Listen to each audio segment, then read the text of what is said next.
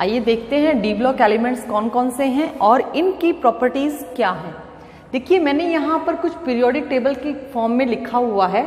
ये वो 10 ग्रुप हैं जिनको हम डी ब्लॉक में मानते हैं।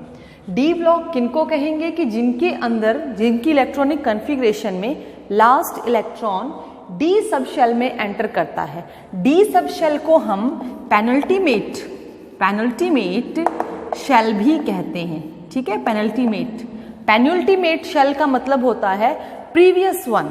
अगर हमारे पास पहली शेल जो कि एस और पी को रिप्रेजेंट कर रही है तो डी शेल जो है वो हायर एनर्जेटिक होती है, वो थर्ड शेल से स्टार्ट होगी। एक बार देखते हैं हमारे पास कौन कौन से ग्रुप हैं जो डी ब्लॉक से बिलोंग करते हैं। Group 3rd, 4th, 5th, 6th, 7th, 8th, 9th, 10th, 11th, 12th। हमारे पास यहाँ पर 10 ग्रुप्स हैं जो कि आपके पास डी ब्लॉक से बिलोंग करते हैं और ये 4 पीरियड हैं। 4th पीरियड से ये स्टार्ट होते हैं 7th पीरियड तक। ये 4 पीरियड हैं जो कि डी ब्लॉक से बिलोंग करते हैं। यहाँ इनकी जो जनरल इलेक्ट्रॉनिक कॉन्फ़िगरेशन है वो है n-1d। मैं पहले भी बता चुकी हूँ कि n-1d क्या है। n-1d का मतलब है कि ये एक पेनल्टीमेट शेल है प्रीवियस वन और ये 1 to 10 होंगे ns 0 to 2। 0 to 2 का मतलब है कि या तो s कंप्लीटली फुलफिल होगा या फिर पेयरिंग करने के लिए इसको स्टेबल बनाने के लिए s से इलेक्ट्रॉन d में जा चुका होगा। ये सारी बातें हमने सेकेंड चैप्टर में क्लियर की हुई हैं कि हमारी सब शेल्स को हम हाफ फिल्ड और फुल फिल्ड कब करते हैं। जैसे ये वाला जो ग्रुप है ये अपने आप को स्टेबलाइज करने के लिए हाफ फिल्ड बना लेता है। इसकी कॉन्फ़िगरेशन 3d4 होनी चाहिए थी, लेकिन हाफ फिल्ड में ज़्यादा स्टेबिलिटी होती है तो ये एस सब शेल से इलेक्ट्रॉन लेकर अपने आप को हाफ फिल्ड कर लेता है। ऐसे ही ये जो ग्रुप है ग्रुप नंबर 9, इसकी भी कॉन्फ़िगरेशन 3d9 होनी चाहिए थी, लेकिन फुलफिल्ड कॉन्फ़िगरेशन को शो करने के लिए ये भी एक इलेक्ट्रॉन जो है वो एस सब शेल से ले लेता है। तो ये एक्सेप्शनल कॉन्फ़िगरेशंस में आते हैं। ये जो एलिमेंट्स हैं इनको हम एक्सेप्शनल कॉन्फ़िगरेशन में लेते हैं। इनकी प्रॉपर्टीज के बारे में देखते हैं कि ये मेटल हार्ड होते हैं, मैलिएबल होते हैं और इनको डक्टाइलाइट भी कहा जाता है। मतलब हार्ड नेचर तो है ही, मैलिएबिलिटी भी होती है इनकी और डक्टाइल नेचर भी है। Good conductors of heat and electricity. Heat and electricity के गुड कंडक्टर हैं क्योंकि ये इलेक्ट्रोपॉजिटिव नेचर के हैं। They need to donate 1 electron to complete its octet. ये एक इलेक्ट्रॉन 1, 2, 3 इलेक्ट्रॉन को डोनेट कर सकते हैं और इनकी वेरिएबल ऑक्सीडेशन स्टेट के कारण मोर देन 2 भी ये कर सकते हैं। तो डोनेशन के कारण, इलेक्ट्रॉन को डोनेट करने के कारण ही ये good conductor of heat and electricity हैं। कैसे हैं? जब हीट की बात आती है तो इलेक्ट्रॉन्स जब किसी प्रोसेस के अंदर मूव कर रहे होते हैं, कर्नेल्स की फॉर्म में मूव करते हैं, तो वहां पर जैसे जैसे वो मूव करेंगे वैसे वैसे वो बेटर कंडक्टर कहलाएंगे। सिमिलर प्रोसेस एल्कली के साथ है। चार्ज की मूवमेंट वहां पर प्रॉपर हो रही है। अगर हम इलेक्ट्रॉन को फ्री छोड़ते हैं, इलेक्ट्रॉन फ्रीली अवेलेबल हैं तो चार्ज की मूवमेंट रहेगी, तो इलेक्ट्रिसिटी भी एक अच्छे से कंडक्ट कर सकते हैं। Ionisation energy is in between S and P block. Ionisation energy मतलब ऐसी एनर्जी जो किसी गैसियस एटम को, आइसोलेटेड गैसियस एटम को आयन में कन्वर्ट करती है। वो एनर्जी इनकी एस से ज्यादा होती है और पी से कम होती है। मैंने आपको पहले भी कहा था कि पीरियोडिक टेबल में जब हम हमारी राइट साइड से लेफ्ट साइड की तरफ जाते हैं, सपोज मैं यहाँ पे एक पीरियोडिक टेबल की तरफ यहाँ पर पीरियोडिक टेबल बनाती हूँ, तो इस साइड से जब हम लेफ्ट साइड की तरफ जाते हैं तो साइज जो है वो छोटा होने लग जाता है। जब साइज छोटा होने लगता है तो आयोनाइजेशन एनर्जी बढ़ जाती है, यानी ज्यादा हो जाती है। तो एस जो ब्लॉक है वो हमारे राइटर साइड में आता है, बिल्कुल right to the periodic table आता है, और पी ब्लॉक जो है वो left to the periodic table होता है। तो पी ब्लॉक और एस ब्लॉक के इन बिटवीन बिलोंग करता है डी ब्लॉक, और डी ब्लॉक की आयोनाइजेशन एनर्जी जो है वो भी इनके इन बिटवीन रहती है। इसको और डिटेल में करेंगे जब आगे ये टॉपिक्स में आएगा। Variable oxidation state. Oxidation state क्या होती है? ऑक्सीडेशन स्टेट होती है charge present on atom. Charge present on an atom. किसी एटम पर जब इलेक्ट्रॉन्स का डोनेशन करता है कोई एटम या इलेक्ट्रॉन की गेनिंग करता है, तब वहां पर जो चार्ज प्रेजेंट होता है, जो चार्ज उस पर अपीयर होगा, हम उसको उसकी ऑक्सीडेशन स्टेट या ऑक्सीडेशन नंबर कहते हैं। फॉर एग्जाम्पल जैसे आयरन है, आयरन 2 पॉजिटिव में भी एग्जिस्ट करता है, 3 पॉजिटिव में भी एग्जिस्ट करता है। तो ये इनकी ऑक्सीडेशन स्टेट्स हैं। ये सेकेंड ऑक्सीडेशन स्टेट है, ये थर्ड ऑक्सीडेशन स्टेट है। ऐसे ही और जितने भी ये आपके डी ब्लॉक एलिमेंट हैं, सबकी वेरिएबल ऑक्सीडेशन स्टेट है, यानी कि इनकी एक ही ऑक्सीडेशन स्टेट नहीं है, ये more than one oxidation state show कर सकते हैं। Coloured complexes as the electron present free, इनके पास वैलेंस शेल में इलेक्ट्रॉन होते हैं, तो जब हम इनको फ्लेम पे हीट करते हैं तो ये कलर इंपार्ट करते हैं और फ्री इलेक्ट्रॉन्स के कारण ये कलर्ड कंपाउंड बना सकते हैं, कलर्ड कॉम्प्लेक्स कंपाउंड्स बनाते हैं, बहुत सारे कलर्ड कंपाउंड्स बनाते हैं। ये ट्रांजिशन मेटल्स कहलाते हैं, तो ये कैटलिस्ट भी हैं, एज अ कैटलिस्ट यूज करते हैं। जैसे एक बहुत ही फेमस जो है वो हैबर प्रोसेस आपने नाम सुना होगा, एक रिएक्शन है हैबर्स प्रोसेस। ऐसी बहुत सारी केमिकल रिएक्शन इनऑर्गेनिक केमिस्ट्री और ऑर्गेनिक केमिस्ट्री दोनों में पढ़ी जाएंगी। तो वहां पर ये ट्रांजिशन जो मेटल्स होते हैं ये कैटलिस्ट की तरह काम करते हैं।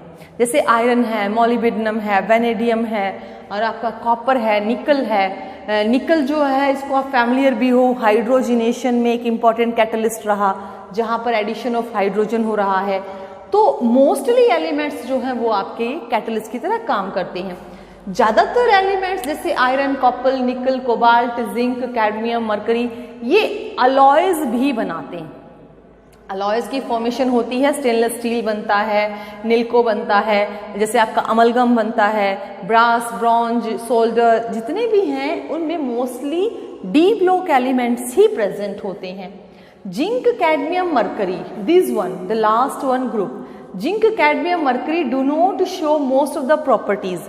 एक तो ये कलर कॉम्प्लेक्सेस नहीं बनाते, ठीक है, एक इनकी वेरिएबल ऑक्सीडेशन स्टेट नहीं होती, फिक्स जो स्टेबिलिटी है वो एक ही स्टेट में फिक्स होती है, और भी बहुत सारी प्रॉपर्टीज हैं जो ये ट्रांजिशन एलिमेंट्स की तरह शो नहीं करते। इसका एक ही कारण है कि इनकी जो कॉन्फ़िगरेशन है वो क्या है, फुलफिल्ड कॉन्फ़िगरेशन। अब अगर मान लीजिए किसी का पेट पहले से भरा हुआ है, उसको भूख नहीं है और आप जबरदस्ती उसको खाना खिला रहे हो, तो उसको कैसा लगेगा? मतलब उसको बुरा लगेगा ना कि देखो मुझे भूख नहीं है, मुझे जबरदस्ती खाना खिला रहे हैं, या फिर वो खाना मांगेगा भी नहीं। ऐसा ही इनके साथ है, ये पहले से ही जो है वो सेटिस्फाइड है, तो they have no need to gain electron, to loss electron. ऐसी कंडीशन में ये अपने आप को स्टेबल करने के लिए बहुत कम एफर्ट्स करते हैं, तो इनकी जो कंपाउंड्स फॉर्मेशन है या फिर और जो प्रॉपर्टीज हैं वो डी ब्लॉक से थोड़ा सा चेंज हो जाती हैं। डी ब्लॉक में और एक इम्पॉर्टेंट बात, यहाँ पर जैसे जैसे हम इस ग्रुप में नीचे की तरफ आते हैं तो ये दो एलिमेंट लैंथेनियम एंड एक्टिनियम, इनके बाद कुछ प्रॉपर्टीज एलिमेंट्स की थोड़ी सी चेंज हो जाती हैं। ये दोनों जो हैं वो रेडियो एक्टिव एलिमेंट कहलाते हैं और ये हमारे एफ ब्लॉक एलिमेंट्स की सीरीज को जो है वो एस्कॉर्ट करते हैं। लैंथेनियम जो है वो लैंथेनॉइड सीरीज को एस्कॉर्ट करता है और एक्टिनियम जो है वो एक्टिनॉइड सीरीज को एस्कॉर्ट करता है। इन दोनों की सीरीज को इकट्ठे हम एफ ब्लॉक का नाम देते हैं, जो कि हम इस डी ब्लॉक के बाद देखेंगे। चलो बेटा एफ ब्लॉक को और देखते हैं डिटेल में। ये एफ ब्लॉक एलिमेंट्स हैं। एफ ब्लॉक एलिमेंट्स में मैंने आपको बताया था कि लिथियम अगर एस्कॉर्ट करता है तो कौन सी सीरीज होती है, लैंथेनॉइड सीरीज, और एक्टिनियम अगर एस्कॉर्ट करता है तो कौन सी सीरीज होती है, एक्टिनॉइड सीरीज। हमारे पास ये 28 एलिमेंट्स हैं, दो ही सीरीज में काम करते हैं। अब बात आती है कि ये कौन से पीरियड से बिलोंग करते हैं। जिस पीरियड से लैंथेनियम और एक्टिनियम बिलोंग करते हैं उसी पीरियड्स के ये सारे मेंबर होते हैं। ग्रुप कौन सा है, ग्रुप नंबर 3 से बिलोंग करते हैं, क्योंकि ये सब उसी को बिलोंग कर रहे हैं, एस्कॉर्ट किया जा रहा है लैंथेनियम और एक्टिनियम से। इसमें लैंथेनियम और एक्टिनियम इंक्लूड नहीं होंगे, ये उनके बाद के हैं। कहीं आप इनको लैंथेनियम और एक्टिनियम दोनों को इंक्लूड कर ले, ऐसा नहीं होने वाला। देखिए इस पूरी सीरीज में, एफ ब्लॉक सीरीज में, जो लास्ट इलेक्ट्रॉन जब एंटर करता है एफ सब शेल में, तभी इसका नाम पड़ा F block, right. General electronic configuration कहती है n-2f 0 to 14, n-1 d जो है वो 0 to 2 और ns2। देखिए n-1 जो है वो पेनल्टीमेट शेल को दर्शा रहा है और n-2 एंटी पेनल्टीमेट शेल को। f ऑर्बिटल की एनर्जी कम होते हुए भी ये कंप्लीट इलेक्ट्रॉन्स ले जाता है, जबकि d ऑर्बिटल की एनर्जी यहाँ ज़्यादा है, फिर भी इसमें मैक्सिमम 2 ही इलेक्ट्रॉन आते हैं।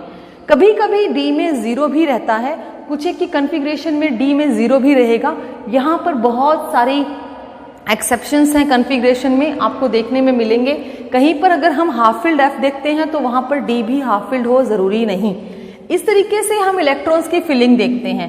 एंटी पेनल्टीमेट का मतलब होता है अगर हम इस n को 6 और 7 तक ही कंसिडर करेंगे, यानी कि हमारे पास जो प्रिंसिपल क्वांटम नंबर होगा वो या 6 या 7 ही होगा।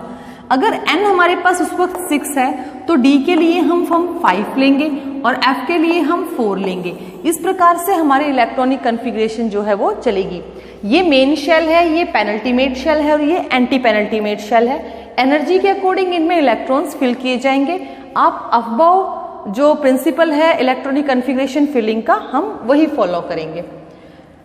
थोरियम, प्रोटेरियम और यूरेनियम, ये 3 ऐसे एलिमेंट्स हैं जो हमें नेचर में नेचुरली मिलते हैं, मतलब इनको हमने कभी बनाया नहीं, ये नेचर ने ही हमें दिए हैं।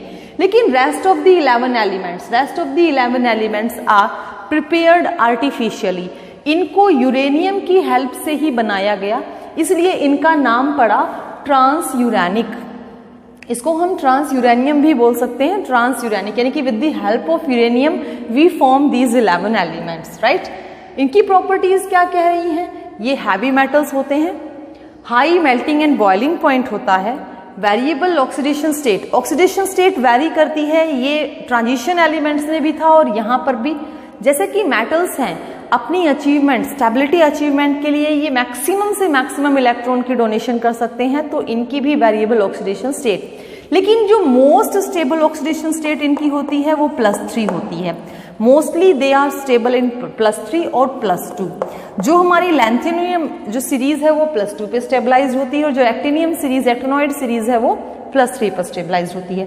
कलर्ड कंपाउंड बनाते हैं, mostly they form coloured compound.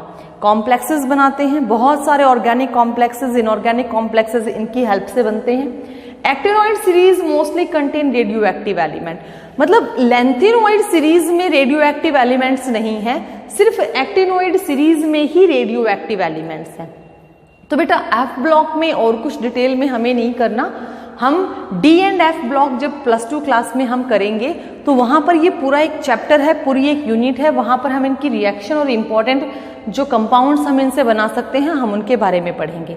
बहुत सारी ऐसी प्रॉपर्टीज़ हैं जिनको अब हम कंटिन्यूसली डिस्कस करेंगे, जैसे साइज के बारे में बात करेंगे, जैसे इनकी एनर्जी के बारे में बात करेंगे, कंपाउंड फॉर्मेशन के बारे में बात करेंगे, तो वो हम धीरे धीरे करते चलेंगे। अभी एक बार आप इसको राइट डाउन कर लीजिए, जो भी आपके सामने है, जो भी आपकी जो ये नोट। चलो बेटा देखते हैं, अगर हमारे पास एलिमेंट्स जिनका एटॉमिक नंबर 100 से ज़्यादा हो और हमें उनका नाम नहीं आ रहा हो, हमें उनका नाम याद ही नहीं हो पा रहा हो, तो हमें उनका नाम कैसे लिखना है।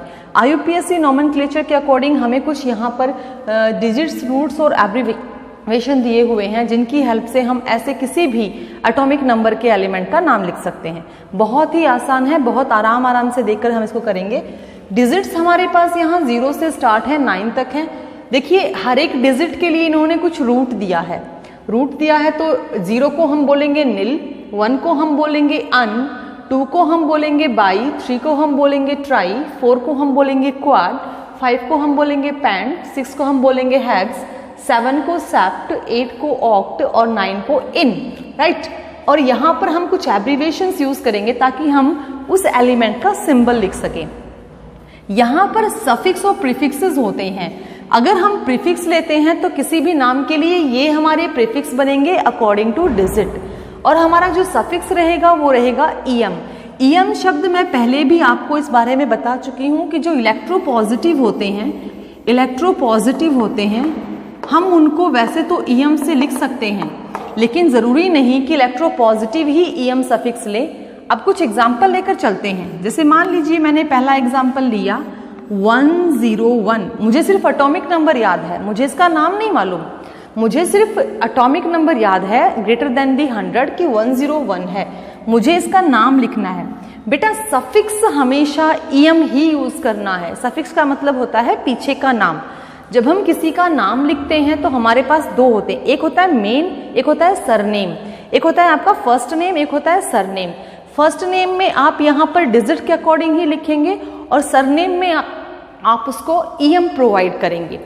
हमारे डिजिट्स देखिएगा 1 है, 1 के लिए हम क्या लिखते हैं अन, 1 के लिए हमने क्या लिखा अन। नेक्स्ट डिजिट हमारा क्या है 0, 0 के लिए हम क्या लिखते हैं नील, ठीक है। फिर से 1 आ गया, 1 के लिए हम क्या लिखेंगे अन। तो देखिए अन नील अन, ये तो हो गया प्रीफिक्स। अब खत्म किससे करना है ईएम, ठीक है। अन नील अन ईएम, ये हमारा सफिक्स रहेगा। अब इसको एब्रीविएशन में लेते हैं तो जो फर्स्ट हमारे पास रूट है उसका हम डिजिट लेंगे कैपिटल UNU, ये हमारे लिए क्या हो गया सिंबल।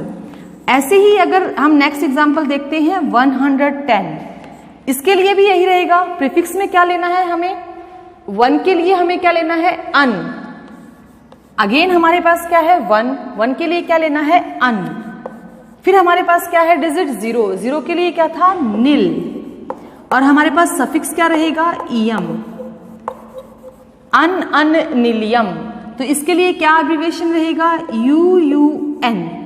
जितने भी एटॉमिक जो एलिमेंट्स हैं जिनका एटॉमिक नंबर 100 से ज्यादा है तो उनके लिए हम ये प्रोसेस यूज कर सकते हैं। देखिए एक और एग्जांपल लेते हैं 128, ये कोई एटॉमिक नंबर 128 है। इसके लिए हम कैसे लिखेंगे, 1 के लिए हम क्या ले रहे हैं अन, 2 के लिए हम क्या लेंगे बाई, और 8 के लिए हम क्या लेंगे ऑक्ट। और हमारे पास सफिक्स क्या रहेगा ईएम, ठीक है।